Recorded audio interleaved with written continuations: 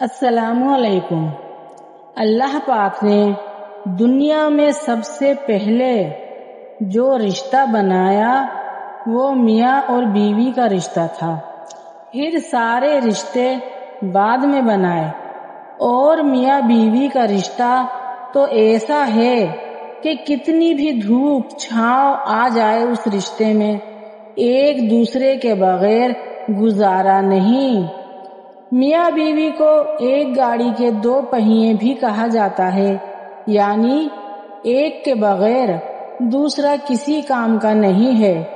اللہ پاک تمام زوجین میں پیار محبت بنائے رکھے اور گھروں میں خیر و برکت ہو۔ میاں بیوی کا رشتہ 3 باتوں کی وجہ سے مضبوط ہوتا ہے۔ پہلی بات اعتبار کرنا، دوسری بات ایک دوسرے سے محبت کرنا، اور تیسری اور سب سے اہم بات ایک دوسرے کا احساس کرنا۔ اگر ان تینوں میں سے ایک بات بھی آپ کے رشتے میں نہیں ہے تو یقین مانیے آپ کا رشتہ کھوکھلا ہے۔ اللہ کی عبادت کے بعد روح کو چین دینے والی اگر کوئی چیز ہے تو وہ شوہر اور بیوی کی سچی محبت ہے۔ سبحان اللہ۔ نبی کریم صلی اللہ علیہ وآلہ وسلم سے صحابہ کرام نے عرض کیا کہ اے اللہ کے رسول، ہمیں یہ بتائیے کہ دنیا کا سب سے بدترین شخص کون ہے؟ تو نبی کریم صلی اللہ علیہ وآلہ وسلم نے فرمایا، دنیا کے بدترین لوگ وہ ہیں جو میاں بیوی میں جدائی ڈالیں اور ان کے دلوں میں نفرتیں پیدا کرنے کے لیے وہ باتیں ان کے کانوں میں ڈالیں جو انہوں نے نہیں کہی ہوں، کیونکہ میاں بیوی میں جدائی ڈالنا اور دونوں کو ایک دوسرے کے خلاف اکسانا شیطان کا پسندیدہ ترین کام ہے، اور ایسا کرنے والے لوگ شیطان کے ساتھی ہیں اور ان کا ٹھکانہ جہنم ہے۔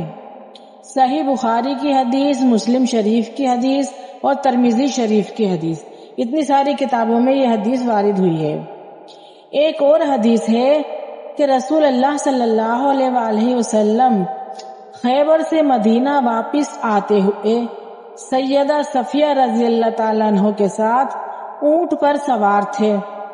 جب سیدہ صفیہ رضی اللہ تعالیٰ عنہ اونٹ پر سواری کا ارادہ کرتی تو رسول اللہ صلی اللہ علیہ وآلہ وسلم اونٹ کے پاس اس طرح بیٹھ جاتے کہ اپنا گھٹنہ مبارک کھڑا رکھتے، اور سیدہ صفیہ رضی اللہ تعالیٰ عنہ اپنا پاؤں رسول اللہ صلی اللہ علیہ وآلہ وسلم کے گھٹنہ مبارک پر رکھ کر سوار ہو جاتی۔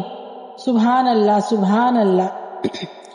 اور حضرت موسیٰ علیہ السلام کا ایک واقعہ ہے کہ حضرت موسیٰ علیہ السلام اور ان کی اہلیہ سفر پر تھے۔ اہلیہ حمل سے تھی اور انہیں سردی محسوس ہو رہی تھی۔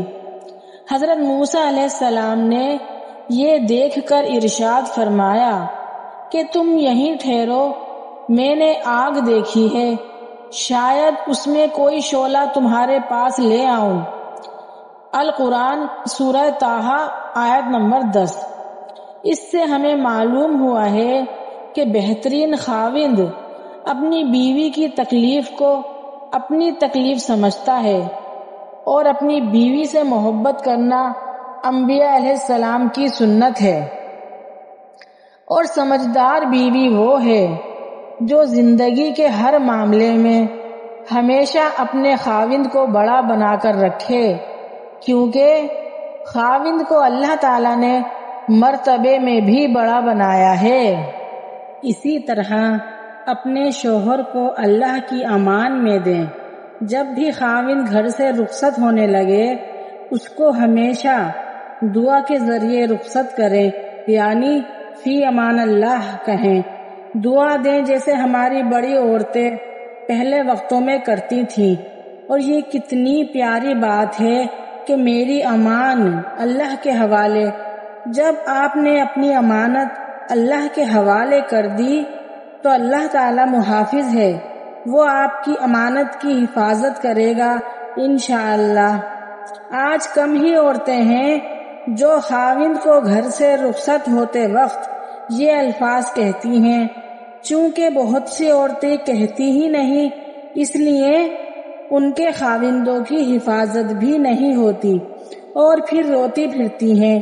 نیک بیویاں ہمیشہ خاوند اور بچوں کو گھر سے رخصت کرتے وقت اونچی آواز میں فی امان اللہ کہتی ہیں، اور اللہ پر یقین ہماری زندگی کی بنیاد ہے۔